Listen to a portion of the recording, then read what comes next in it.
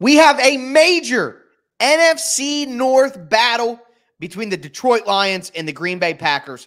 We're breaking it down on a Thursday edition of the Locked On NFL podcast. Let's roll. You are Locked On NFL, your daily NFL podcast. Part of the Locked On Podcast Network, your team every day.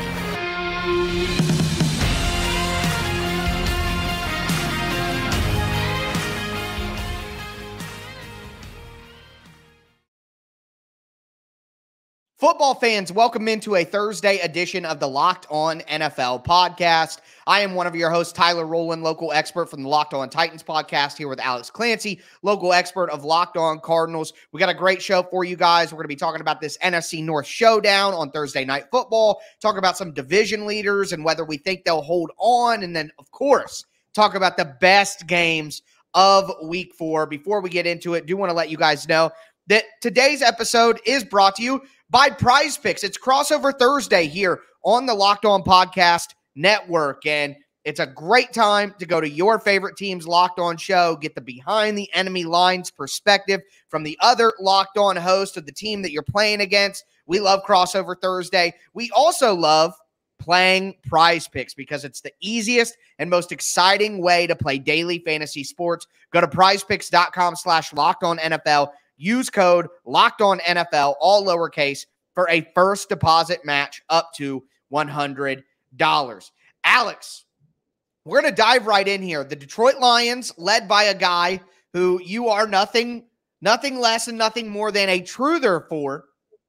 Do you think that your guy, Jared Goff, leads this Lions team to a 3-1 start and takes control of the NFC North early? Or do you think the Green Bay Packers, led by Jordan Love, who's one of the better stories in the NFL through 3 weeks, do you think the Packers are going to win this matchup? The Packers are at home, Lambeau Field. How do you see this one shaking out? The last time these two played, Aaron Rodgers was sent packing. That's the last time. Jamal Williams had his coming out party, coming back party, as it were. Yeah, I think this is the Lions. After a poor showing a couple weeks ago, they've really kind of righted the ship. Jahmyr Gibbs is starting to get his sea legs. Sam Laporta, like, things are starting to work in Detroit. And even though, Jordan Love has been a very, pleasant surprise, 7 touchdowns through the first 3 games, looks composed. He knows the offense. It's been nice. And, with Aaron Jones hobbled, that may hinder some things. But yeah, I'm taking Detroit. I had them win the division. I said 2 years ago that this is the year they'd win the division. And it's shaping up to be that. And this would just stamp it. 3-1, have a pseudo commanding lead over the NFC North through 4 weeks. That's what they need to do. I mean, that's the step that the Lions need to take. If the Lions want to be the team that everyone wants them to be, quite honestly, and everyone hopes that they are, if they are going to be that team, they need to go into Lambeau Field against an exciting Packers team and take it from them. Take the NFC North from the Packers, who have been dominating it for so long. You will have to take it by force. And I think the Lions are ready to do that. Sam Laporta, the rookie tight end, has been absolutely fantastic. He can be a game breaker for Detroit. They look really smart getting rid of TJ Hawkinson, not paying him that big time money, and getting a really good tight end and a very good tight end draft here, a couple of months ago. So Sam Laporta looks good. Jahmyr Gibbs still needs to get a little bit more involved and be a little bit better than I think that match, I guess, what people are expecting from him. But at the end of the day, the big thing is I'm going to be looking at the defense in this. And the Lions look good last week, but they held the Falcons to 6 points. They looked good on defense. They need to continue doing that because I know that the Packers defense is pretty good. I know that the Packers have playmakers on defense, especially a guy like Rashawn Gary, who's blowing up right now. I think that it may come down to, with both offenses that we like, it may come down to which defense holds on the most. I still think the Packers actually hold on to this one. I think the Packers win this game. Who do you think is going to win it? I'm going to take Detroit just because they're the better roster right now. But if you told me that, like Green Bay's defense is kind of like Atlanta's defense, they just keep them hanging around. The game against Chicago had no business. The Packers had no business winning that game. Hang around. Jordan Love makes a couple plays. Romeo Doubs seems to be what people thought he was going into the season, if he could stay healthy with Christian Watson on the shelf still. If Aaron Jones plays, And AJ Dillon can't be relied upon at this point. I think it's pretty obvious. No. What is this, his fifth year out of Boston College, fourth year out of Boston College? I still think this is a Detroit game. It's the tough. Lambeau's tough, short week, but I still think that Detroit has enough intestinal fortitude at this point to be able to get a tough road win in week 4. Yeah, I hear you there. And I'm looking at, for me, it's all about that Packers defensive front against the Lions offensive line. The Lions offensive line is supposed to be one of the better units in the entire NFL. That Packers defensive front, like I said, with Rashawn Gary and, of course, Kenny Clark up front. I think that is the matchup. If the Lions can win that matchup on the lines with the Packers, then they're going to be able to have success against their defense. But if they don't, then the Packers defense is going to hold that offense down and kind of make it more of an even battle. And then I think the home field advantage kind of kicks in more. I honestly think that the Packers do win this game. Like I was saying, I get the faith in Detroit. I would be fine with the Detroit win. That would be exciting to see. But something about this Packers team, they just seem resilient. And at home, I think they find a way to win this one early. But question, do you think whoever wins this game is the team who wins the division, or do you think we let it play out more? I'm a truther of one side of this.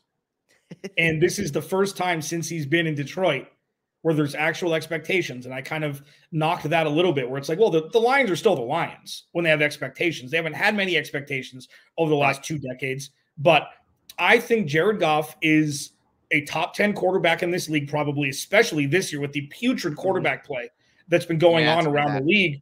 Like, would you rather have him or Trevor Lawrence for one game right now?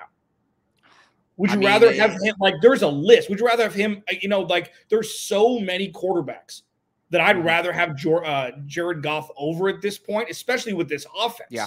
Regardless of if David Montgomery's healthy or not. Like, they've got something working in Detroit. And, yeah, I think Detroit's definitely the team to beat in the division. If Jordan Love wins the division in his inaugural campaign as Packers quarterback, we will truly be living in a simulation far to watch.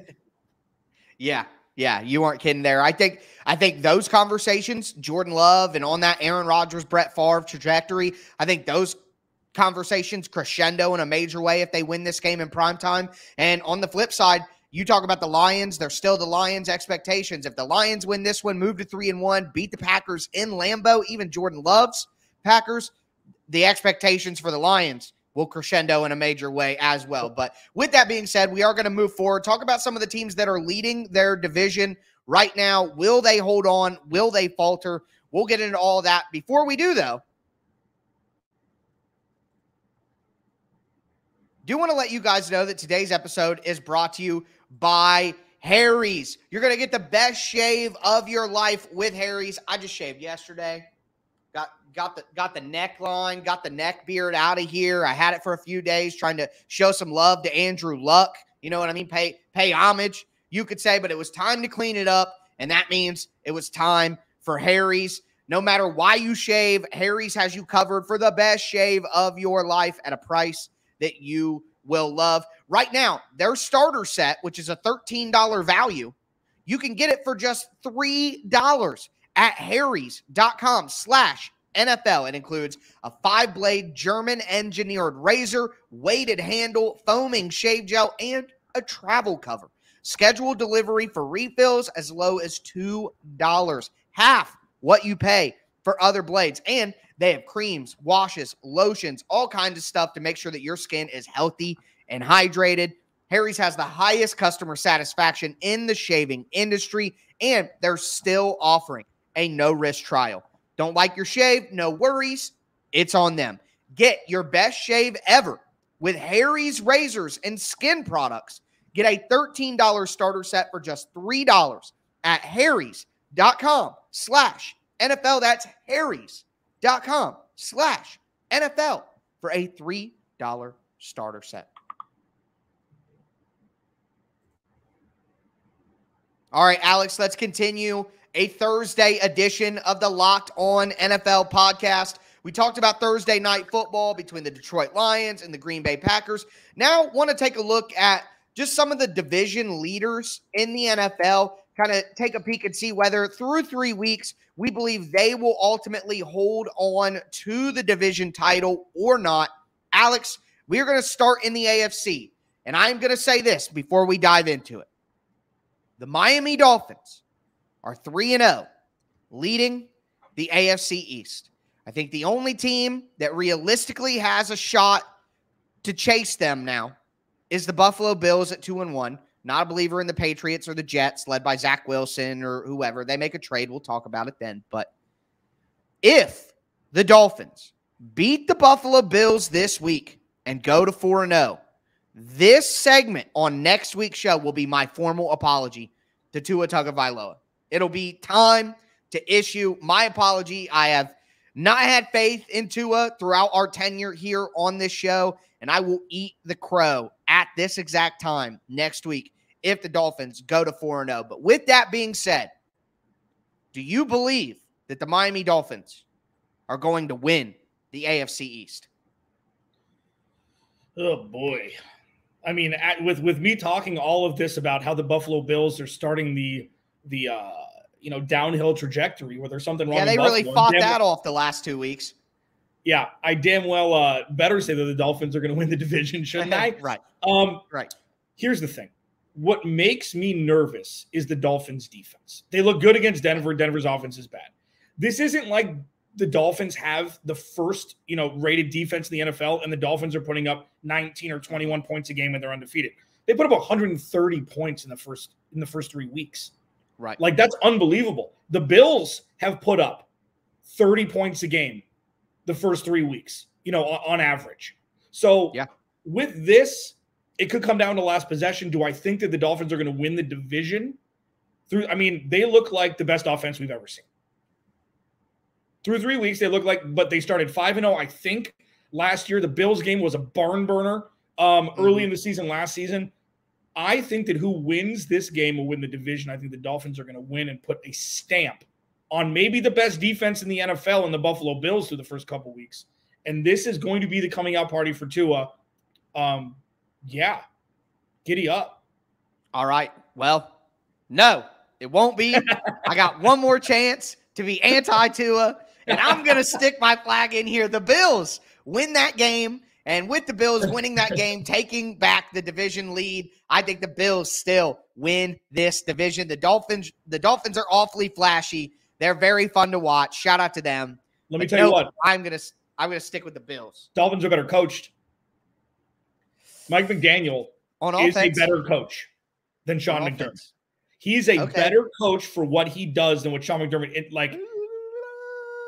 I'm gonna need to see Mike McDaniel make the playoffs, wins playoff games before I could go there. But I get that you believe that, and time will show it. I get that though. But moving AFC West, 2-1 Chiefs. I'm not picking anybody to overcome the Chiefs. I'm certain you aren't either.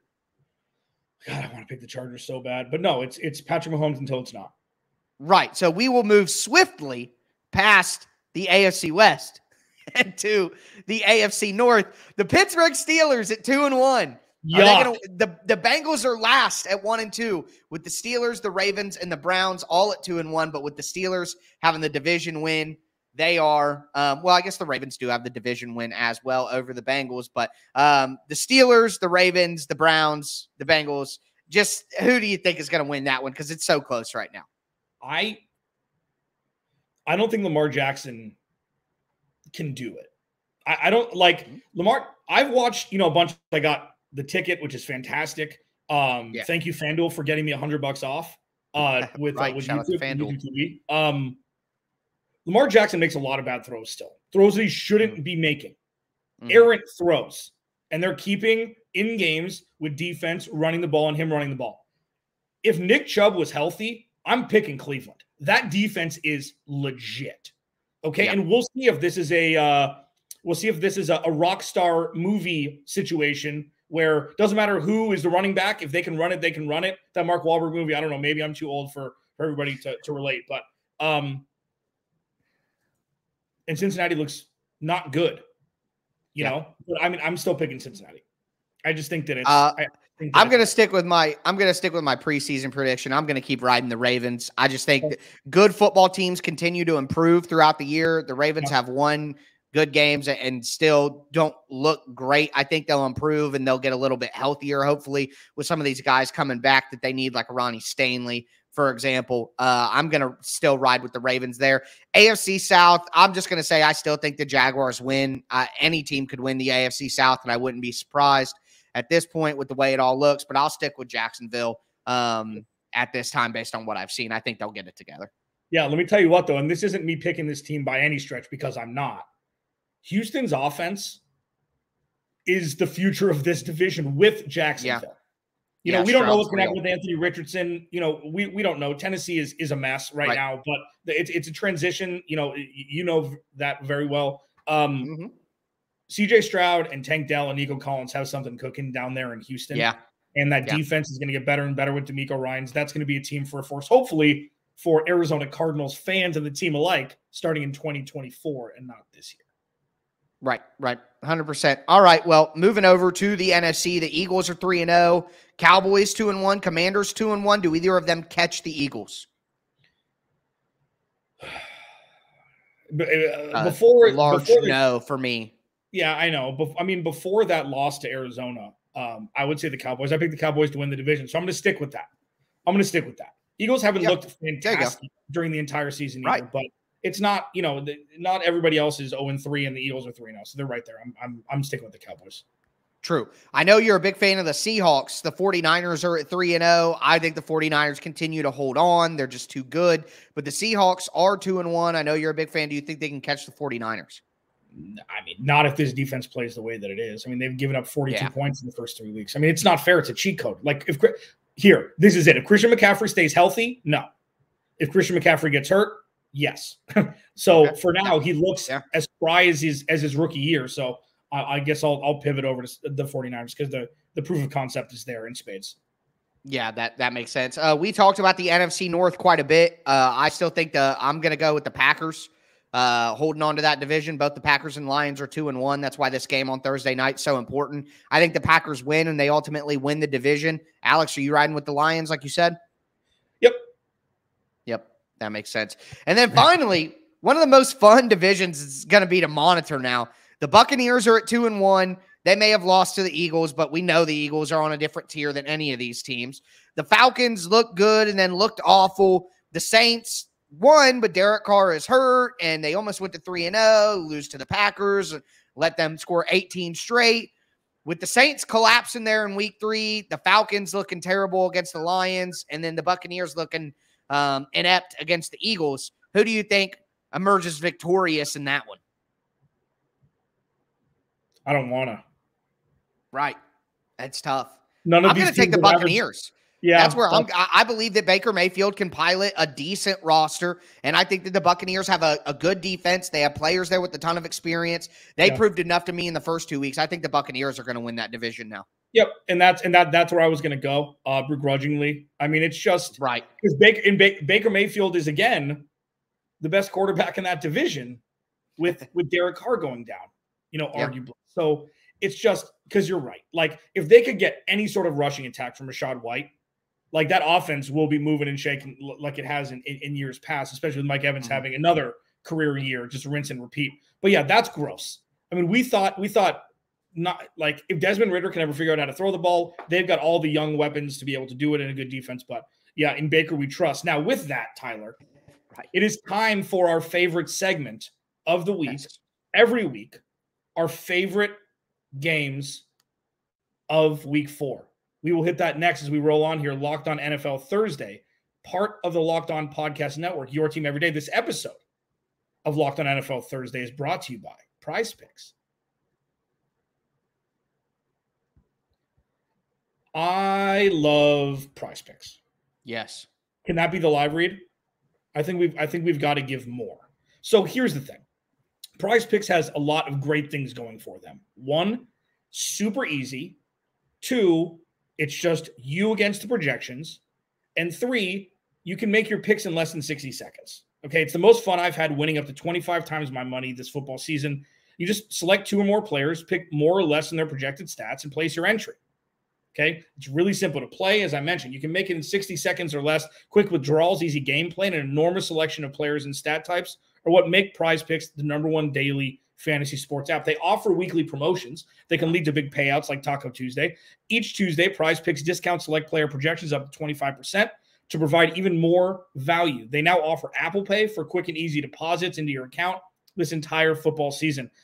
You know, I am on PrizePicks a lot. Okay, I love it. It's easy payouts, super quick withdrawals. So what you should do is go to prizepicks.com/LockedOnNFL and use code LockedOnNFL for a first deposit match up to $100. Go to prizepicks.com/LockedOnNFL and use code LockedOnNFL for a deposit match, your first deposit match up to an entire $100.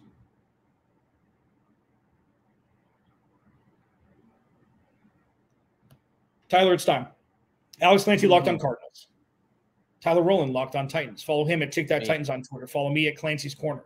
Monday through Friday, free and available wherever you get your podcast and on YouTube. Yeah, and now it's time. I wish we had, like, the NBA on NBC, but for NFL. Like, NFL the films music, is fine. You know, like, the audio we hear is fine for bumper music, but we need like an NBA on NBC circa 1990s NFL jingle to play during this game. Just for this segment. So week 4 matchups. Tyler, I know you're chomping at the bit. I'll let you take the lead here. This is a perfect mix this week of yuck and awesome. Right. There's not really anything in the middle. So Tyler, don't take them all. You take a couple. How about that? Take a couple. Okay. So I got to start with Dolphins Bills. Yeah. Like we talked about before. Dolphins 3-0, Bills 2-1. Both of these teams playing excellent football, 2 of the top 5 teams in the NFL probably. And I just want to see great football. I want to see Josh Allen and Tua going up and down the field. I want to see Tyreek throwing the peace sign. I want to see Stephon Diggs throwing temper tantrums but getting 100 yards. Like, I want the full experience. I think that's going to be maybe the most exciting football game of the entire week. And whoever wins that, I think, has a major advantage going forward to win that division, and it's going to be super competitive between those two.